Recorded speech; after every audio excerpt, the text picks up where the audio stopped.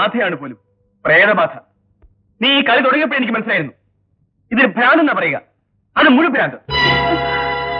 രാധ ആത്മഹത്യ ചെയ്താണ്, കോടതി വിധിയിലുണ്ട്. അത് വിശ്വസിക്കുന്ന മിസ്റ്റർ വിമൽകുമാർ, നിങ്ങൾക്ക് എന്നെ ഭ്രാന്ത് മനസ്സിലാവില്ല. വിമലിന് ആ കഥ കേൾക്കണോ? ഇവിടെ അവൾ അനുഭവിച്ചുകൊണ്ടിരുന്നത് എന്നെ എഴുതി അറിയിക്കുമായിരുന്നു. എനിക്കിനി വയ്യ, ഈ ദുരിതത്തിൽ നിന്ന് രക്ഷപ്പെടാൻ ആത്മഹത്യ ഒരു മാർഗമുള്ളൂ. സംഭവം നടക്കുന്നതിന്റെ തലേ ദിവസം അവൾ എനിക്ക് എഴുതി. അങ്ങനെ അവൾ ആത്മഹത്യ ചെയ്തു. എങ്ങനെ? ഗതികേടിൽ ആരും അങ്ങനെ ആലോചിച്ചു പോകും. അവർക്ക് വേണ്ടപ്പെട്ടവരെ അത് അറിയിക്കുകയും ചെയ്യും. ആ കത്തിൽ എന്നെ ഒന്ന് നേരിട്ട് കാണണമെന്ന് അവൾ എനിക്ക് എഴുതി. പിറ്റേന്ന് പോകാമെന്ന് ഞാൻ വിചാരിച്ചു.